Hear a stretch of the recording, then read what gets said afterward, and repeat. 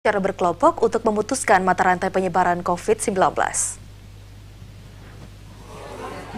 Dalam upaya memutus mata rantai penyebaran COVID-19 di Aceh Jaya, pemerintah setempat bersama dengan instansi terkait terus meningkatkan pelaksanaan vaksinasi.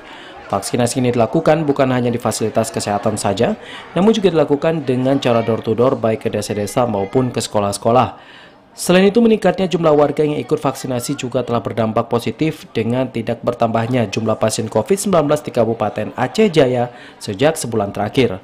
Berdasarkan data yang didapatkan dari Dinas Kesehatan Aceh Jaya, capaian vaksinasi saat ini sudah terjadi peningkatan baik dosis pertama, dosis kedua maupun dosis ketiga. Data dari Dinas Kesehatan Aceh Jaya menyebutkan hingga pertengahan Februari, jumlah warga Aceh Jaya yang telah melakukan vaksinasi mencapai 82,25% atau 57.800 orang.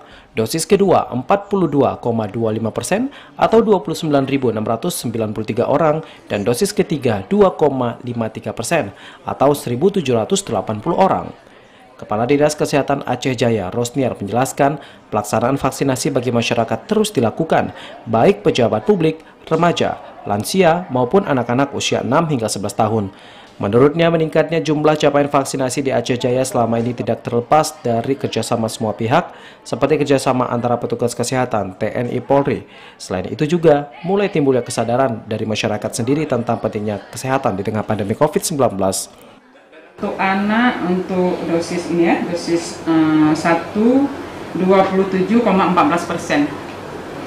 dosis 2 0,09%. Pelaksanaan vaksinasi dilakukan agar semua masyarakat Aceh Jaya bisa semuanya tervaksin demi memutus mata rantai penyebaran COVID-19. Dari Aceh Jaya, Musliadi, TVRI melaporkan.